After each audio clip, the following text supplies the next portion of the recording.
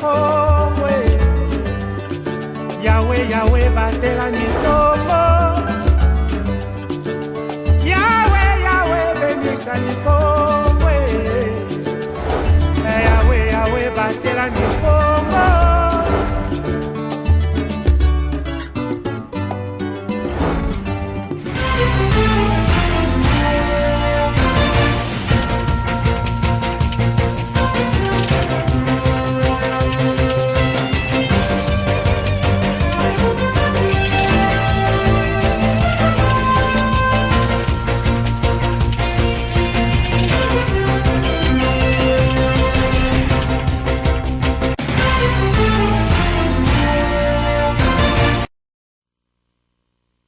Tout le plaisir est pour moi de vous retrouver en ce début de semaine pour vous informer. À toutes et à tous, bonsoir et bienvenue dans ce journal. Nous allons commencer ce journal par l'Association pour le bien-être familial qui a procédé ce lundi 29 août 2022 au lancement de la campagne Tam Tam de la planification familiale qui a pour objectif de sensibiliser la population en général et la jeunesse en particulier, de lutter contre les grossesses non désirées et contre les infections sexuellement transmissibles. C'est un reportage de Roger Missamou et de Grâce Falanka. Je déclare ouverte l'activité Tam Tam. C'est au rond-point Zanza, dans la commune qui porte le même nom, ville portière de Matadi, chef-lieu du Congo central, que la campagne Tam Tam de la planification familiale a été lancée afin de sensibiliser la population en général et les jeunes en particulier sur les mesures contraceptives afin de se protéger contre les infections sexuellement transmissibles et lutter contre les grossesses non désirées. Ces carnavals motorisés a eu comme point de chute les centres des jeunes Mikondo, en passant par le rond-point 2415 à Mikongo, Musée Kabila, place Simon Kimbangu et le rond-point Voadou. Durant ces tam-tams de la planification familiale, je dis oui à la contraception moderne Méchoua mes rêves, qui prendra 7 jours, soit du lundi 29 août au dimanche 4 septembre 2022. Le jeune en particulier et la population en général peut bien bénéficier des moyens contraceptifs gratuitement. Monsieur Joseph Mavambo, président CEP Congo Central, ABEF, donne les bien fondés de cette campagne. Nous venons de lancer cette campagne qui inscrit comme objectif à la sensibilisation des jeunes par rapport à la pandémie VIH-Sida. D'abord, première action, les jeunes vont commencer à sensibiliser la jeunesse par rapport à la pandémie de VIH. Aussi sensibiliser la jeunesse à l'espacement de grossesse. La présidente d'Image Congo Central, Tendresse Malambo, précise les activités qui sont menées. Nous allons descendre sur le terrain pour informer nos jeunes quels sont les choix que nous devons faire pour accomplir nos rêves. Nous avons des méthodes de contraception. Les jeunes doivent éviter de faire des rapports sexuels irresponsables. Aussi, référer le maman qui veut prendre les méthodes contraceptives. Notons que cette campagne organisée en collaboration avec le Fonds des Nations Unies pour la population va se clôturer ce dimanche 4 septembre 2022. On va quitter le domaine de la santé pour l'éducation. Quelques jours de la rentrée scolaire édition 2022-2023 prévue pour le 5 septembre prochain. L'association La Synergie des syndicats des enseignants du Congo projette une grève. C'est une information qui a été confirmée par le secrétaire provincial du Synéca Congo central et porte-parole de la Synergie, Simon Ntsiloulou. Selon lui, la rentrée scolaire est donc conditionnée par l'acte de bonne foi de la part du gouvernement. On va donc écouter le secrétaire provincial du Synécat et porte-parole de la Synergie, Simon Ntsiloulou. Il a été joint au téléphone par Mamine Boudi.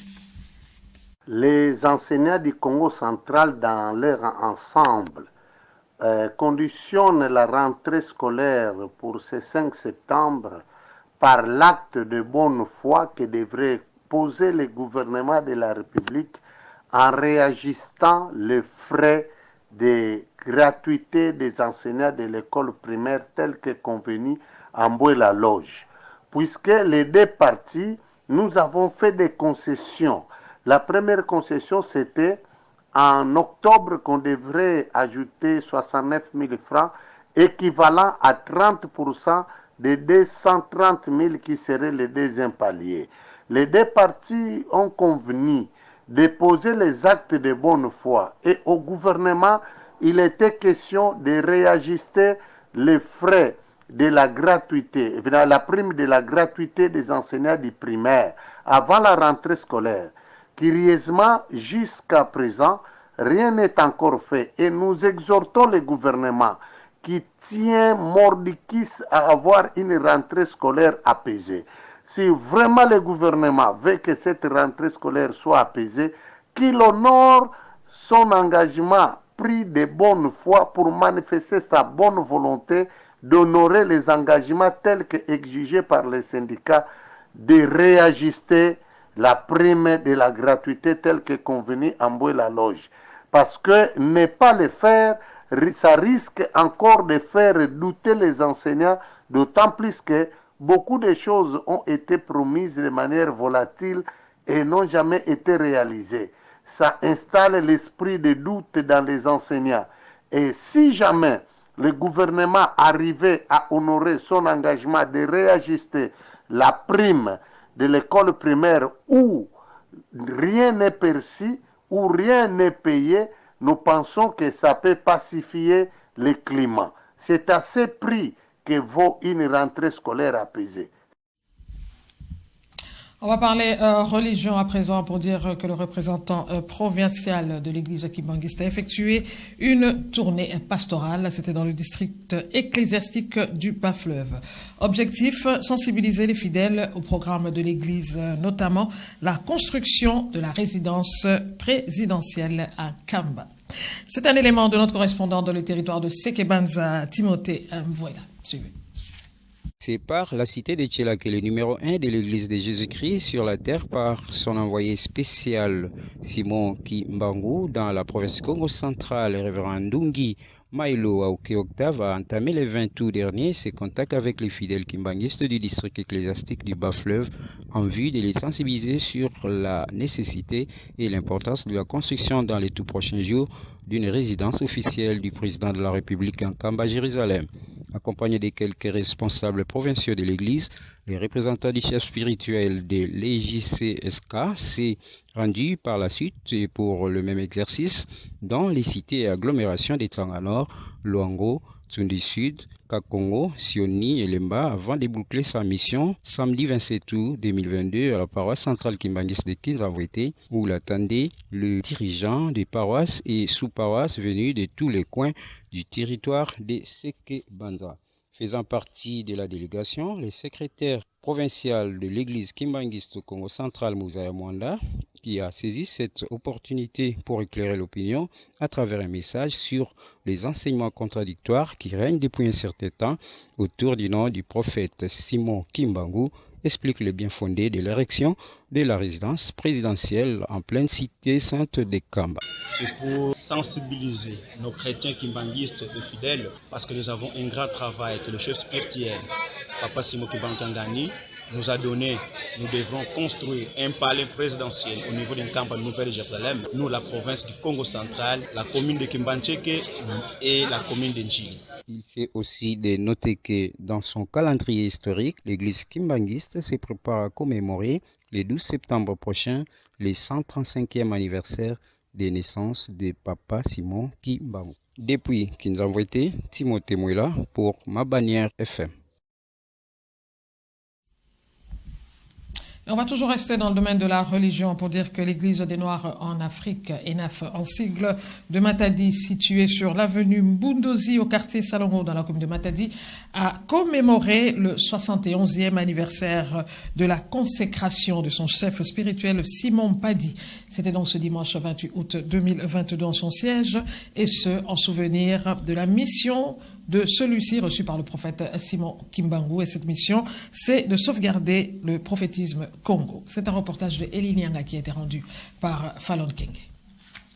Le 23 août de l'année 1951 a été marqué par la consécration du prophète noir d'origine Congo, Simon Padi, par son prédécesseur Simon Kimbangu, afin de continuer sa mission de sauvegarde au sein du prophétisme Congo et la libération de l'homme noir de toutes ses servitudes. C'est dans cette optique que l'Église des Noirs en Afrique, ENAF de Matadi, a organisé un culte d'action de grâce ce dimanche 28 août 2022 pour célébrer cet événement marquant le 71e anniversaire l'anniversaire de la consécration de son chef spirituel Simon Padi. Plusieurs fidèles de cette église négro-africaine ont pris part à cet événement dont la prédication assurée par le pasteur Mbwangi a porté sur la mission du prophète Mpadi et de l'église des Noirs en Afrique. Les participants attentifs étaient tous impliqués pour apprendre davantage la religion padiste.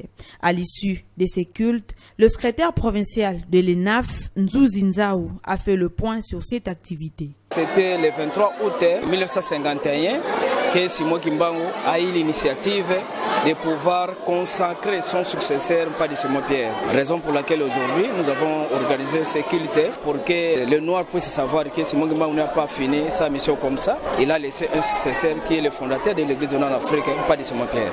Tous les Noirs devront savoir que après Simon Kimbangu, il y a eu seulement une personne à laquelle il a laissé son pouvoir, le fondateur de l'église de Nord-Afrique. Aujourd'hui, s'il y a la prolifération des églises, surtout des églises dites négro-africaines, les Nzila Congo, c'est parce que l'homme Congo ne veut pas savoir les vrais successeurs de Simon Kimbangu. Ce n'est pas de Simon Pierre. Et une page noire dans ce journal. Le président de la République, Félix-Antoine Tshisekedi Tshilombo, s'est rendu à Luanda, en la capitale angolaise. C'était ce dimanche 28 août 2022 pour assister aux obsèques nationales de l'ancien chef de l'État angolais José Eduardo dos Santos, qui a été inhumé dans le caveau aménagé place de la République à Luanda, en présence d'une douzaine de chefs d'État et chefs de gouvernement. Une cérémonie officielle organisée au terme de 2 jours de commémoration et à l'occasion de ce qui aurait été le 80e anniversaire de l'ancien chef de l'État et qui a été conduite par l'actuel chef de l'État angolais, Joao Lourenço. Dans leurs éloges funèbres, les uns et les autres ont loué les qualités de cet ancien dirigeant. Parmi les hauts faits de son règne, l'opinion nationale lui reconnaît d'avoir négocié la fin des 25 ans de guerre civile avec l'UNITA après la mort de Savimbi. Et le président Félix-Antoine Tshisekedi, quant à lui, a rendu un hommage mérité à celui qui avait accompagné les troupes de l'AFDL en 1997 à partir de Kenge, et le peuple congolais retiendra de Dos Santos l'intervention des troupes des forces armées angolaises en faveur de la République démocratique du Congo lors de la guerre du 2 août 1998 pour le compte de la SADC. Et pour la petite histoire, l'ancien président angolais, Eduardo dos Santos, ancien rebelle marxiste et jamais directement élu par le peuple, il est décédé à l'âge de 79 ans. Né le 28 août 1942, il aurait eu 80 ans ce dimanche 28 août. Il est mort d'un arrêt cardiaque le 8 juillet dernier à la clinique de Barcelone en Espagne, où il vivait depuis 2019, 5 ans après avoir quitté le pouvoir, et il avait été hospitalisé en juin 2022. José Eduardo dos Santos, affectueusement appelé Zedou par ses concitoyens, a dirigé l'Angola pendant près de 38 ans, soit de 1979 à 2017, dont 25 guerres civiles remportées. Considéré comme homme de paix, son inhumation ce jour de son anniversaire et en présence de sa famille restreinte, restera gravée dans la mémoire des Angolais. Nous demandons donc que l'âme de l'illustre disparu repose en paix. Voilà, on va, avant de clore ce journal, la page sportive. La sélection nationale locale de la RDC a dominé celle du Tchad. C'était ce dimanche 28 août 2022 à Yaoundé, à l'issue du match comptant pour la phase aller des éliminatoires du CHAN 2023, dernier tour. Rivantiala.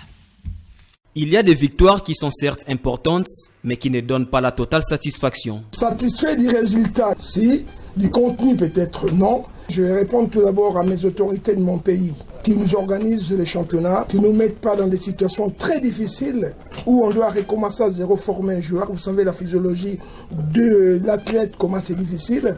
Je savais qu'on allait souffrir contre l'équipe tchadienne, ça dès le départ, parce que je vous ai dit encore, ces manques de compétition nous fait défaut jusqu'à aujourd'hui. Mais bon, il que comme on a joué là, je crois que ça va relancer un peu la machine. Loin de leurs bases respectives, les Sao du Tchad et les Léopards de la République démocratique du Congo étaient face à face pour la manche allée du dernier tour des éliminatoires du prochain championnat d'Afrique des Nations. À Yaoundé, au stade Amadou Ahidjo, la sélection nationale à prime messieurs de la République démocratique du Congo a remporté le premier acte de la double confrontation contre la sélection nationale à prime du Tchad. Les fauves ont été portés par les sociétaires du tout-puissant Mazembe Anglebert de Lubumbashi. En 2 temps, après seulement seulement 17 minutes de jeu, Adam Bosunzali a inscrit le premier but pour les Léopards. L'avant-centre des Léopards a été imité 27 minutes après par Issa Mampeko, auteur du deuxième but, à 1 minute de la pause. C'est sur un penalty parfaitement exécuté au retour des vestiaires que les Sao ont réduit le score à 2-1.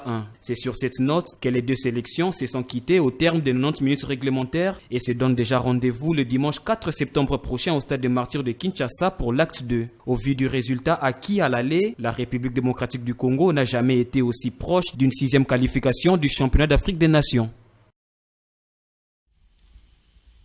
Voilà, ainsi donc prend fin ce journal. Merci à tous de l'avoir suivi. Merci à Shadrach Mavungo qui a chapeauté de main de maître cette édition. Quant à moi, je vous dis merci de nous avoir suivis. Prochain rendez-vous très prochainement avec le même plaisir. Et je vous laisse en programme de Ma Bannière Télévision.